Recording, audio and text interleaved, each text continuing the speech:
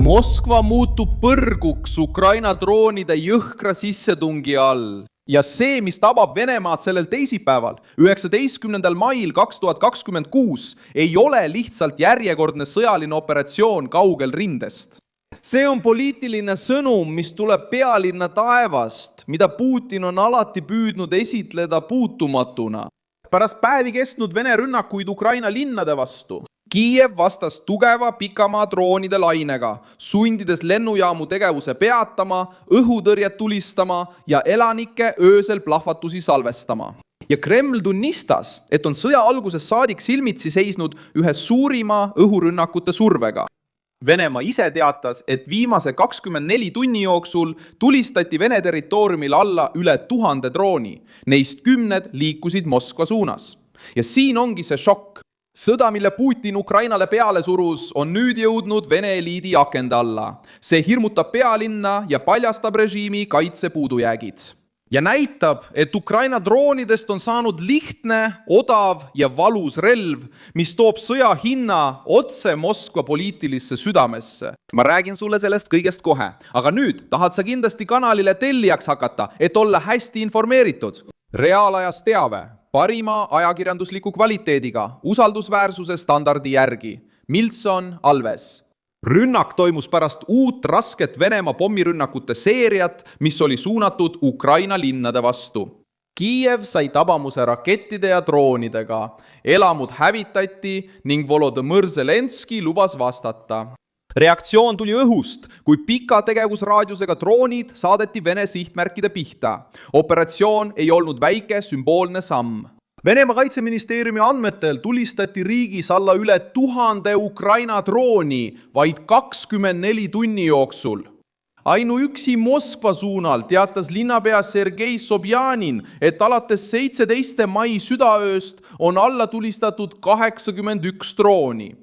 Selle juhtumi jõud seisnebki just selles. Moskvad ei koheldud puutumatuna. Vene pealinn, mida ümbritsevad õhutõrjesüsteemid, nägi, kuidas lennujaama tegevus peatati.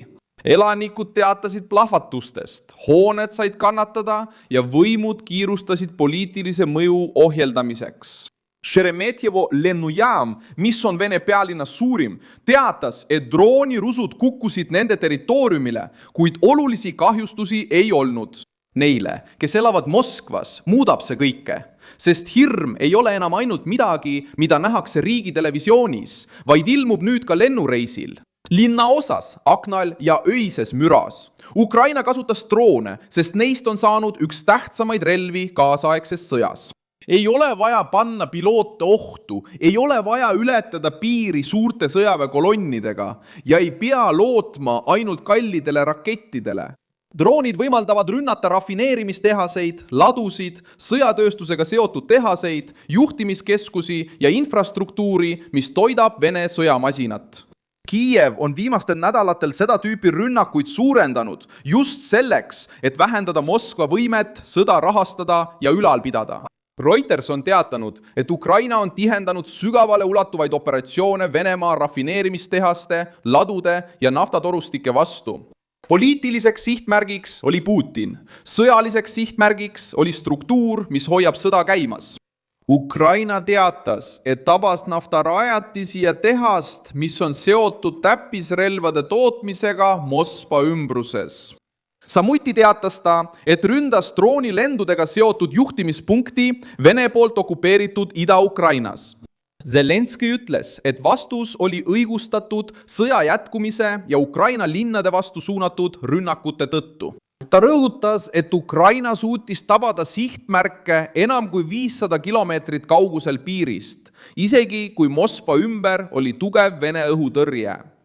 Moskva tundis lööki, sest pealinna on alati esitletud kui kontrolli etaloni. Putin on loonud jõu, korra ja haavamatu kuvandi.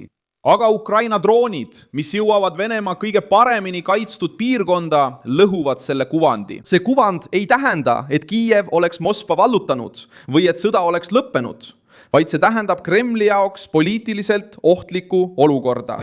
Vene elanikkond hakkas nägema, et sõda nõuab oma hinda ka kodumaal. Mõjuavaldus surmades, vigastustes ja materiaalsetes kahjudes.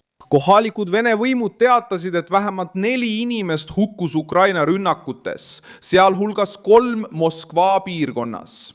Sobjanin teatas vigastatutest Moskva naftatöötlemistehase sissepääsu lähedal ja kahjustustest elamutele.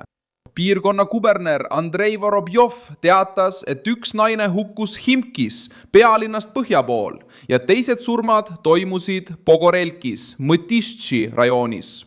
Elamud ja infrastruktuuri rajatised said samuti kannatada, teatasid Vene võimud. Erinevus seekord seisneb selles, et rünnakut ei varjatud valitsuse lakoonilise teate taha. Pildid, elanike kirjeldused ja võimude enda reaktsioon näitasid, et operatsioon mõjutas pealinna igapäevaelu. Associated Press märkis, et Kremlil on üha raskem müüa sõda kui midagi, mis on Vene tsiviilelanite igapäevaelust kaugel.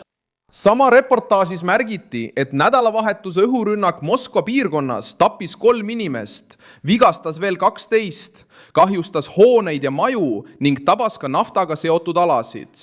Ja siin jõuame kõige tundlikuma punktini. Putini jaoks ei vasta Ukraina lihtsalt vihaga, vaid kasutab droone, et kurnata Venemaa sõjamajandust. Zelenski ütles, et viimastel kuudel on Venemaa rafineerimisvõimsus langenud 10% ja naftakaevud on suletud.